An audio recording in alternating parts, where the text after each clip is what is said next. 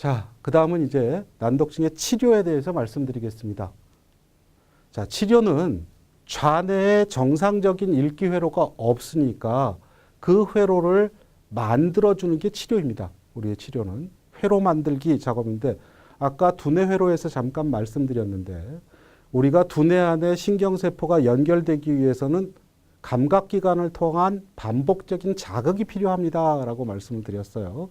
자, 그래서 여기에 회로가 형성되기 위한 자극이 이제 필요합니다. 자, 그래서 좌뇌 읽기 회로의 형태 인지 영역에 자극을 주고 또 이 형태 인지된 걸 구어 단어로 바꾸는 쪽에 자극, 그 다음에 분석하고 의미하는 쪽에 자극을 줘야 되니까 시각 자극, 청각 자극, 또 이 세 영역을 연결시켜주는 그런 작업이 필요합니다.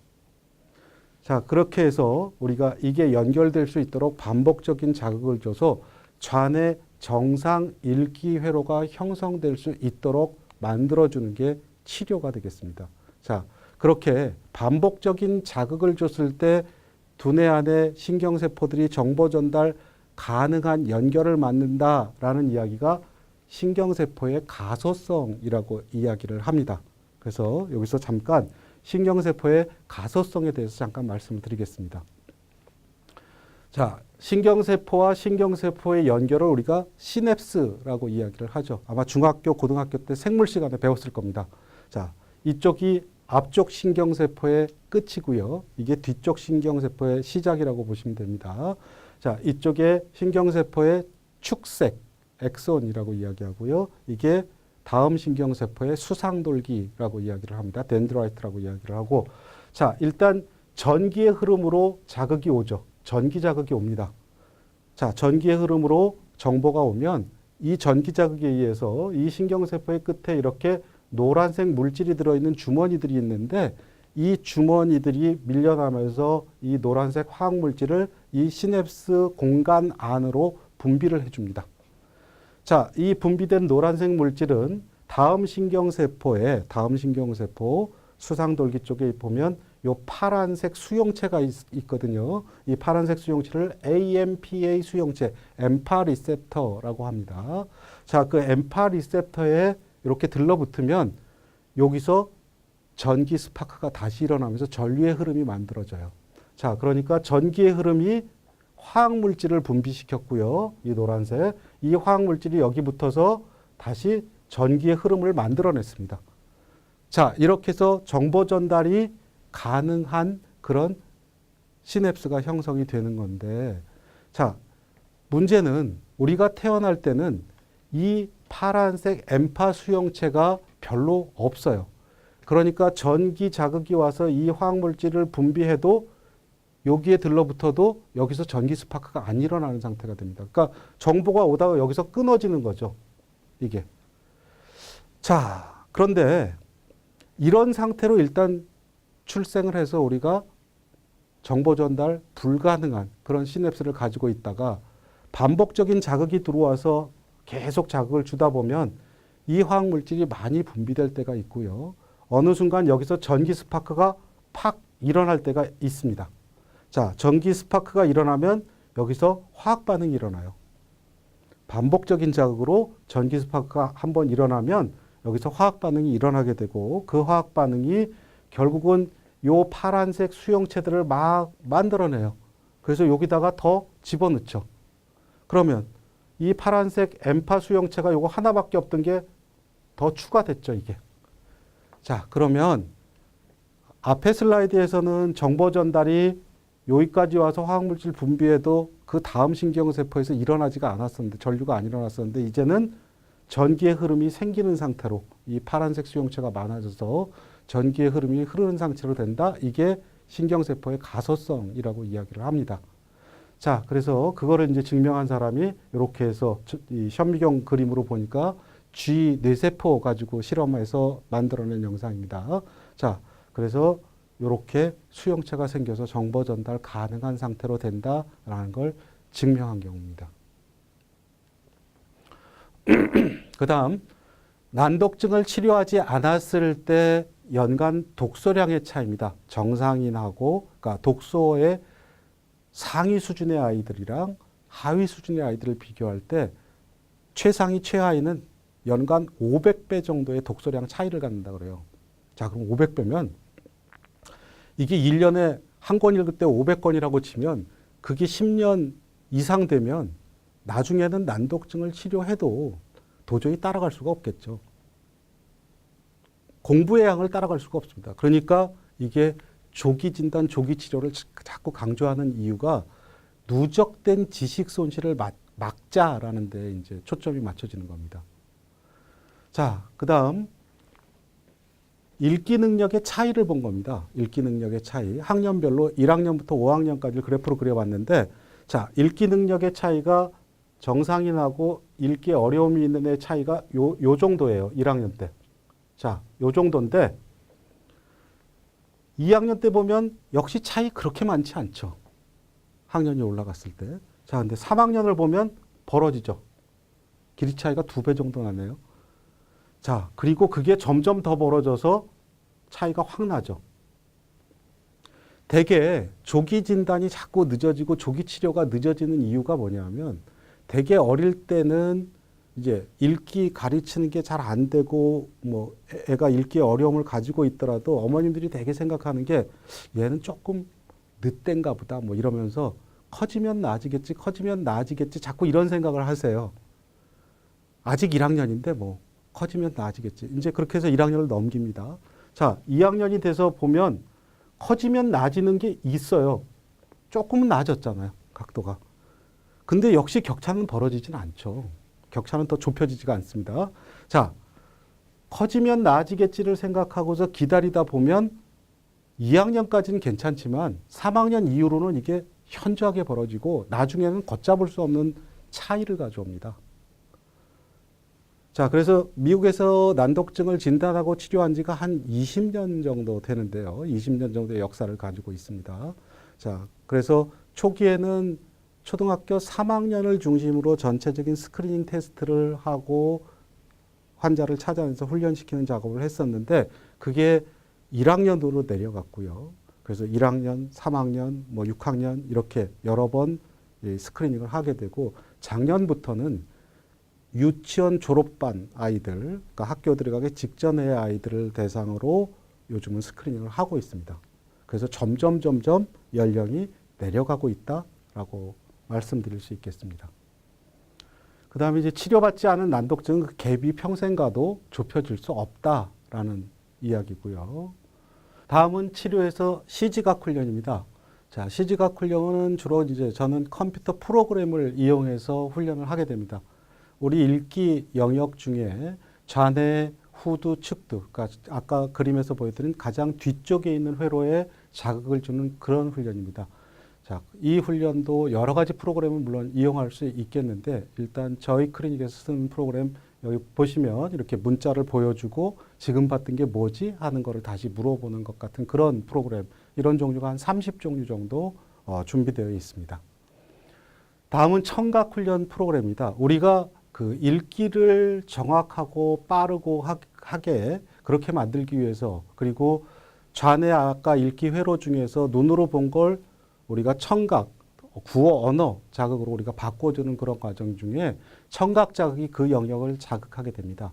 자, 그래서 우리가 그 청각 정보 처리에 대한 그런 훈련을 시켜주는데 청각 정보의 그 구분 능력, 효율성, 시간적인 인지 이런 것들을 향상시키기 위한 그런 훈련을 시켜주게 됩니다.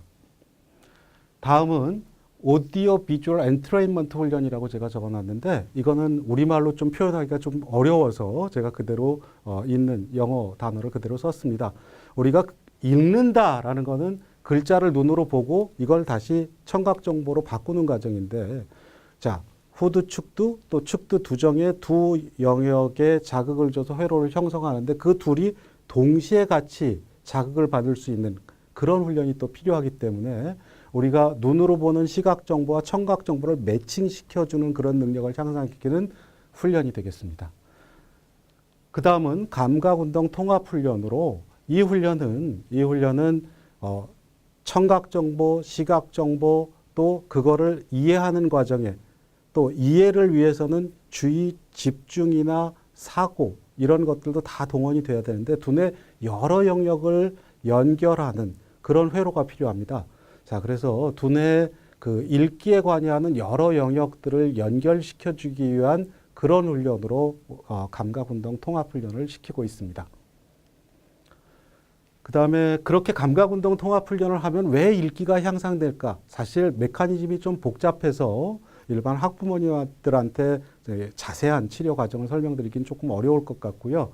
일단은 읽기에 필요한 그리고 공부에 필요한 작업 기억이라는 게 있습니다. 우리가 눈으로 본 걸 순간적으로 떠올리고 잠깐 동안 기억할 수 있는 능력, 그 작업 기억 능력이 부족하면 이해력도 떨어지게 되고 그걸 통해서 장기 기억 속으로 집어넣는 그 과정도 어려움이 생기게 됩니다. 자, 그래서 작업 기억의 효율성도 증가시켜주고 인지 처리의 효율성 자체가 좋아지게 됩니다. 그러니까 책을 읽으면서 이해하는 게 좋아지게 되고요. 그 다음에 읽기 자동성에 대한 문제. 아까 눈으로 보면서 자동사전의 활성화라는 말씀을 드렸었는데 그 자동사전이 물론 시각적인 걸 자꾸 여러 번 떠올려야 거기에 저장이 되거든요.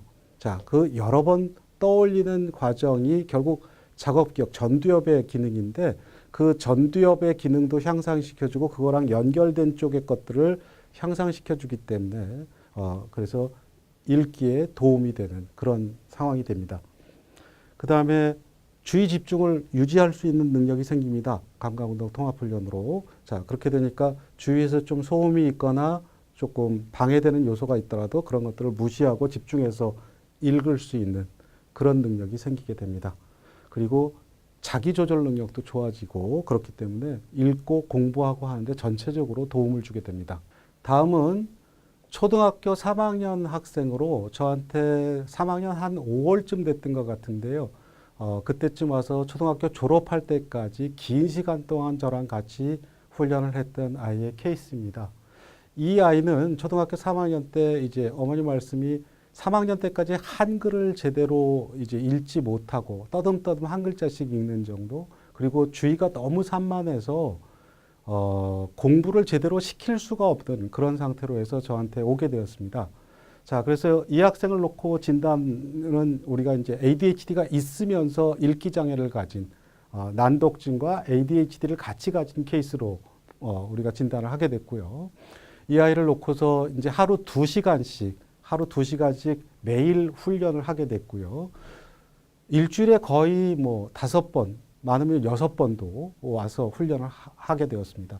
이 학생은 워낙 산만했기 때문에 이 아이가 1시간 훈련을 받는데 그 시간이 뭐 훈련을 하다가 안 해, 그리고 뭐 그 버티고 막 이런 시간이 있었기 때문에 1시간 훈련이 2시간이 될 때도 있어서 2시간을 훈련시키다 보면 3시간, 4시간씩 걸리는 경우도 상당히 있었고, 그렇게 하면서 거의 1년 반 정도를 훈련을 하게 됐습니다. 물론 그 과정에서 1년 반 사이에 이제 훈련 시간도 많이 단축이 됐고, 그리고 그 학습 능력도 많이 향상이 되었습니다.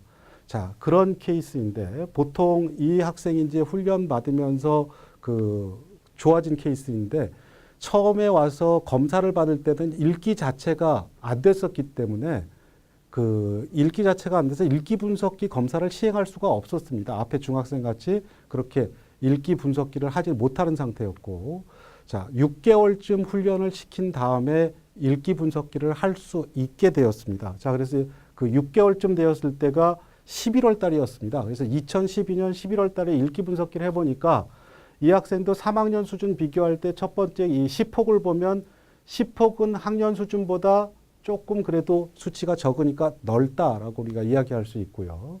그 다음에 안구 역행도 비교적 적었습니다. 학년 수준에 비해서. 자, 근데 시각 인지 시간이 무척 느려요. 카메라로 따질 때 셔터 속도가 거의 절반 수준밖에 안 되는 그런 기능을 가졌다고 볼 수 있죠. 그러니까 시각 인지 시간이 너무 느려서 읽기 속도가 최종적으로는 분당 108단어, 3학년의 목표치 173단어에 비해서 상당히 늦었습니다. 자, 근데 결정적으로 또 읽기 속도, 이게 의미가 없는 게 무슨 내용이었는지를 전혀 모른다라는 겁니다. 정답률이 40%예요. 그러니까 지문을 읽고도 이렇게 느리게 읽고도 무슨 뜻인지를 모르는 문제가 있었습니다. 자, 그래서 일단은 읽기가 어느 정도 가능해져서 읽기 분석기를 시행할 수는 있었지만 읽기 이해도가 학년 수준만큼 전혀 되지가 않았다라고 볼 수 있고요.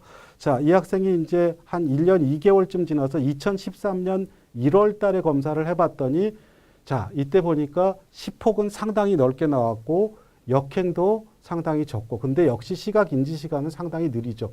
천천히 볼 수밖에 없죠. 시각 인지가 느리다라는 그런 문제. 근데 정답률이 80%가 됐습니다. 자, 이 이야기는 일단 내용 파악을 읽으면서 할 수 있는 상태가 되었다라고 우리가 판단할 수 있습니다. 자, 그렇게 해서 훈련을 조금 더 이어갔고요. 그렇게 해서 거의 한 1년 10개월 정도 거의 매일 훈련을 하게 돼서 거의 학년 수준만큼의 읽기 속도와 이해도를 갖게 됐고 그다음부터는 방학 때마다 와서 한 20일씩 훈련을 더 했습니다. 그래서 5학년 여름방학, 5학년 겨울방학, 6학년 여름방학, 6학년 겨울방학 그렇게 해서 4번의 방학을 더 훈련을 하고 나서 중학교에 입학을 하게 됐는데 중학교에 입학해서 1학기가 끝나고 저를 찾아왔어요.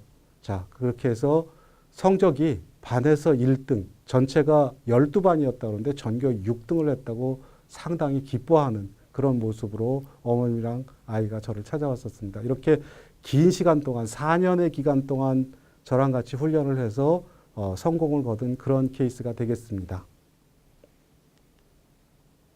자, 요약하자면 난독증이라는 거는 마음먹어서 되는 게 아니라 자네 읽기 영역에 읽기 회로가 제대로 형성되지 않아서 발생하는 생물학적 원인의 문제다라는 거고 난독증은 치료될 수 있다라는 겁니다. 그 회로가 형성되지 않은 걸 훈련으로 회로를 만들어줄 수 있다라는 거고요. 그 다음에 난독증은 지리적, 사회적, 언어적 그런 배경과 아무 유병률의 차이 없이 똑같이 일어날 수 있고 그리고 교육 수준과도 관계가 없다라는 거고요. 그 다음에 난독증 아이들을 사실 그 앞에서 설명드렸지만 그대로 치료하지 않은 채 학년이 자꾸 올라가면 결국은 나중에는 난독증 치료를 해도 누적된 지식 손실 때문에 문제가 생길 수 있습니다. 그러니까 가능하면 조기 진단과 조기 치료가 필요하다고 할 수 있겠습니다. 이상으로 취학 전 듣기, 읽기, 쓰기가 어려운 우리 아이에 대한 강의를 마치겠습니다. 감사합니다.